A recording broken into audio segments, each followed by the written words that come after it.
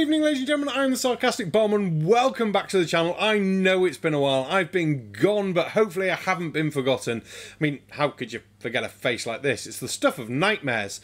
But hopefully we're going to get back into routine. I'm really determined to. We've got staff sorted, menu sorted, food's going well, and hopefully I can make certain nights just be, yes, this is going to be my video night, I am going to do it, and hopefully throw in some live streams as well now I've got decent internet sorted, and we've replaced the hamsters with hedgehogs. So it should work. They're blue hedgehogs, so that's a good plan to start with. Now, unfortunately, you probably won't like tonight's video because it is... yeah, it's a fun one. Well, the first 5 seconds was fun. I was like, oh, God, I've got to do this. So let's better roll the intro and get on with it, shall we?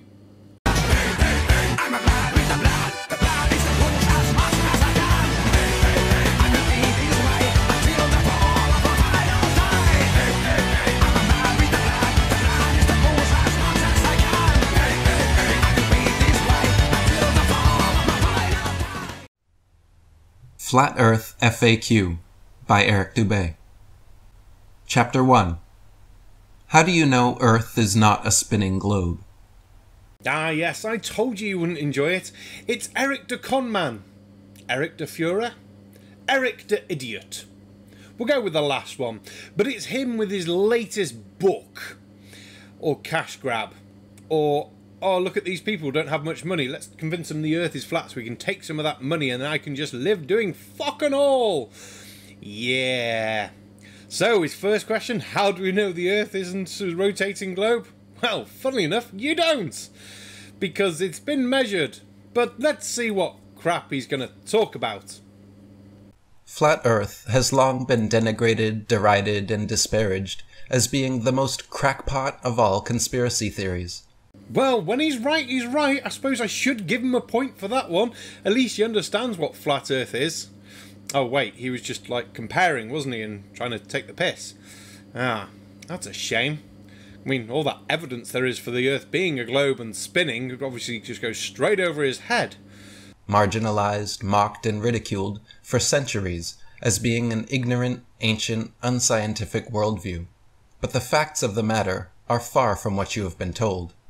Is it though? I mean, you just want to deny science. That's all flat Earth is just pure right denial, because usually the people are too stupid to grasp the basic concepts of it. And then you get people like Eric who just want to con people out of money.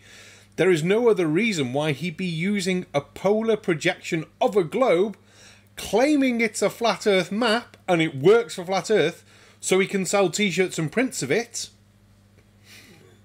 Because the whole idea of that is just imbecilically fucking stupid. And I feel sorry for the people who fall for it. It's fucking ridiculous.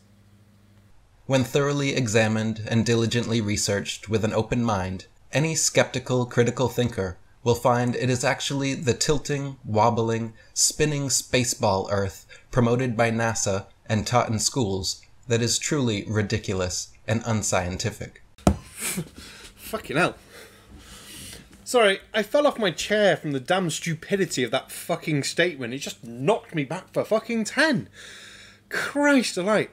Anyone who does any proper research into flat Earth finds that it doesn't work. It can't explain anything. They have to lie about things like flight times or anything like that. Any of them who try and push certain things on flights have to then lie saying, well look, this is a straight line. No, it's not. Learn what a greater circle route is. No, that's longer. No, it's not. And they can do these things to check and to show, but they don't. They just make the claims without ever bothering to even hold a ball. Probably because none of them actually have balls. The following are 20 ways anyone can prove for themselves that Earth is a level, stationary plane. Let's guess his claims, shall we, on how you can decide the Earth is non-rotating, non-wobbling, and flatty, levelly, penis-jobby thingy-ma-bobby. And I reckon, at number 1, we're going to have go outside and look. Don't measure anything, because God forbid any flat earther fucking measures shit. It'll be go outside and look. Number 2, it'll be, you can't feel rotation, and whatever you do, don't try and measure it with instruments that will pick up that slight rotation. Number 3 will be, look at the stars, they don't move. And whatever you do, don't use actual equipment to plot those points of the stars and get exact coordinates of the stars that then show obviously that they've moved, because where would we go with the con from then? What else could there be? I'm not too sure actually. I suppose we should let him play some. 1. Common sense. It cannot be overstated or overemphasized. The most important thing to realize, and most obvious way to know you are not spinning on a ball, is your own common sense and lived experience. You have always, and will always, experience yourself as living right side up on a motionless earth. Does that count as the don't measure things for point number 2 for the rotation? I think it does. I think that awards me a shot. So, yeah, I'm quite chuffed with that one. Also, right side up on a ball where down is always to the centre of the earth. Yeah, that's a stupid fucking argument you're trying to make, isn't it? Because they're not upside down. No one in the southern hemisphere is upside down. And no one in the northern hemisphere compared to the southern hemisphere is upside down. Because down is towards the centre of earth. And it's a point that flat earthers try and make, and it's so fucking disingenuous and fucking stupid that it just shows the basic lack of understanding. It's mind-numbing. Right, I'm going to pour my shot and let him talk more shit. With the sun, moon, and stars revolving over and around you. This is common sense, and what everyone in the world personally experiences every day of their lives. Shot. Unfortunately, it's not the first shot because this is take number 3. And unfortunately, it's still warm. Oh, God. Right. Sun, stars, planets, things moving and rotating above us. Or as we understand on a heliocentric model, how they rotate around the sun, how the sun's rotating around the centre of the galaxy, blah, blah, blah, blah. And those movements make sense in that situation. But if you look at it just from a geocentric and just the movements we see with no external sort of reference and say, yes, everything's orbiting around Earth, you get weird patterns in the sky like this. I mean, that looks odd. I know it's only just Venus, but we could plot some other ones as well. And why do they come back on themselves like that? It's very, very odd. We are taught to believe otherwise, however, many things completely contrary to our own common sense and experience from a very early age. We are told that people living down under the spinning ball Earth in Australia are actually living upside down relative to those residing in the northern hemisphere. As he's tried to reuse the same point twice, does that mean I have to have another shot? No, because that would make his 200 proofs if we did it along those lines. I'd only need like 20 points and then 200 shots. Now, I think we'll skip the shot on that one. But again, down towards centre of Earth. Not... whatever.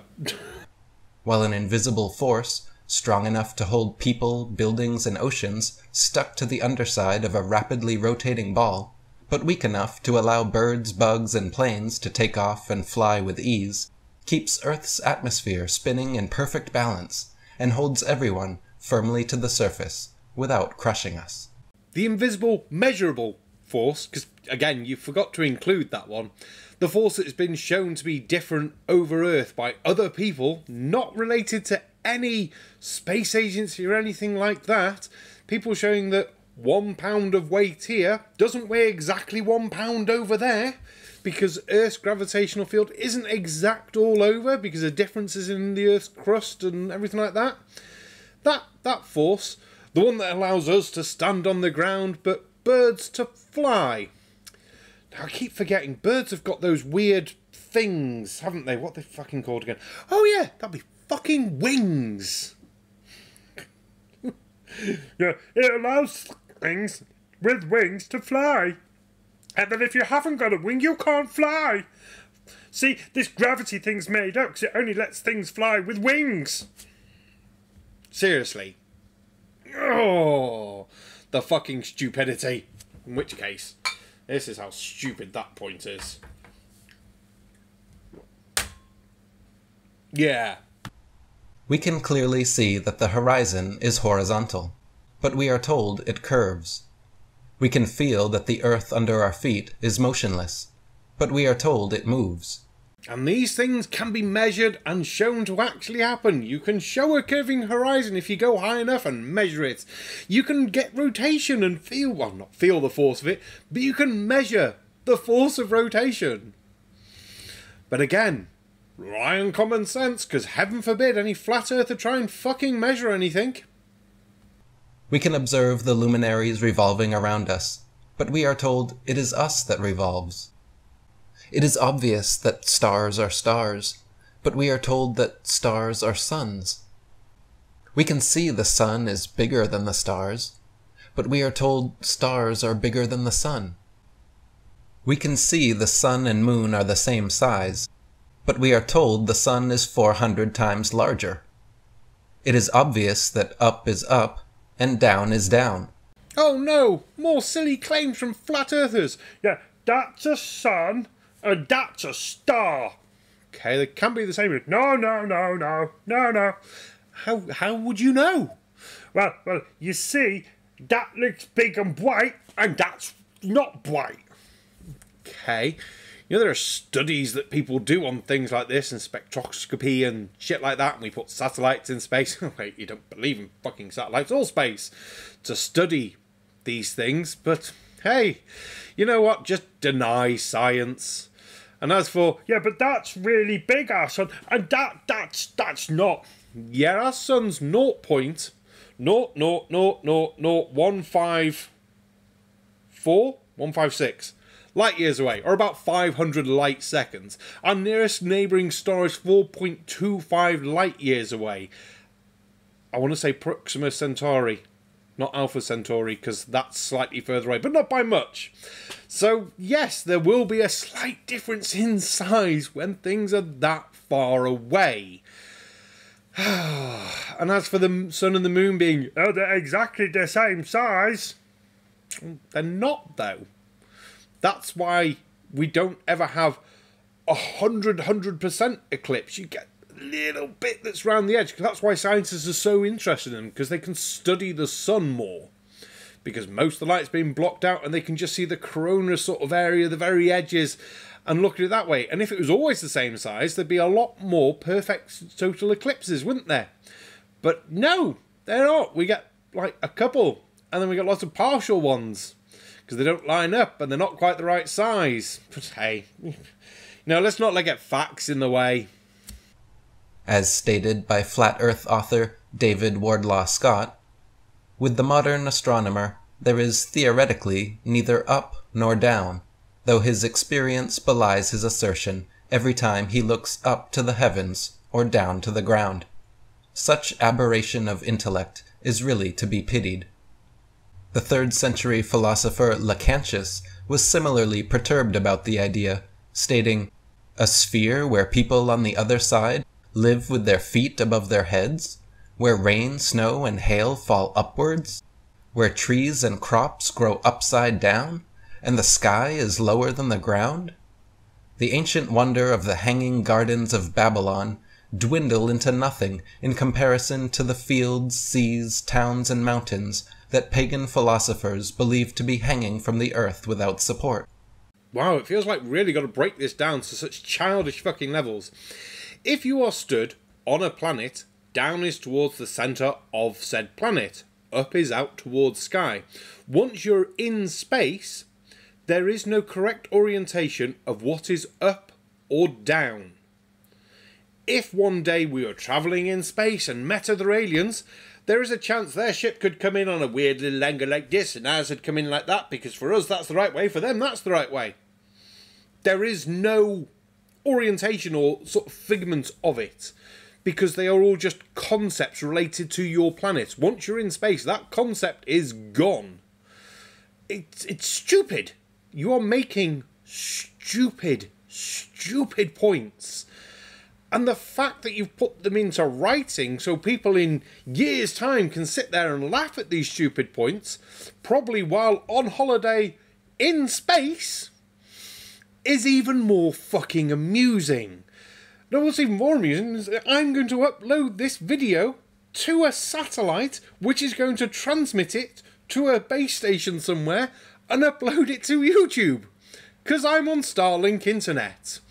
And the funny thing about them is you can track them and people look at them and see the trails going past and know when they're going past. And they get all round the earth. But unfortunately, it doesn't work for your claims, does it? Sorry, I forget this shit. Oh, and having to rely on a 3rd century... Actually, the more amusing one then, you're talking about a 3rd century philosopher who understood that there were people that thought Earth was round. But a lot of flat Earth claims are, no, it's just NASA doing it all, and these people didn't actually know, and it's a new thing. This whole flat Earth, this whole round Earth thing. Christopher Columbus and all that shit. Use debunking points for yourself that are going to get used later on in this video. And if so, I'll have to refer back to this. Truly, the idea that people are standing, ships are sailing, and planes are flying upside down on certain parts of Earth, while others are tilted at 90 degrees, and all other impossible angles, is utter absurdity and an affront to common sense. Down is towards the centre of the Earth. Oh, fucking hell.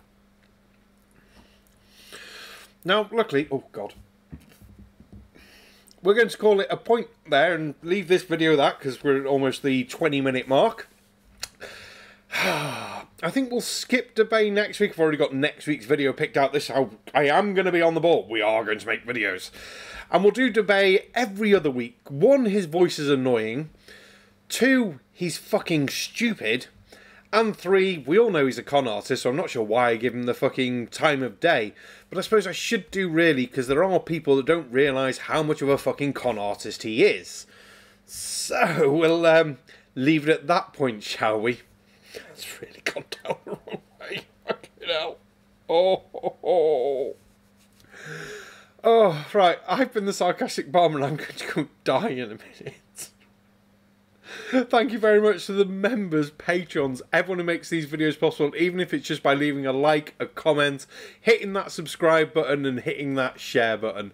I'll see you all on the next week. There will possibly be a live stream on Saturday because we should have a pub visitor. Which could just mean the live stream is going to be beer pong. Oh God, that would be fun. But thank you very much. Good night. There's the pause button. I've lost it. I haven't done this in so long. Shot number 1. Yeah. It's warm. So wrong. I should have... Shot number 1. Ugh. Oh God, it was warm. Oh, Ming. Absolute Ming. Hopefully I won't win any more shots tonight.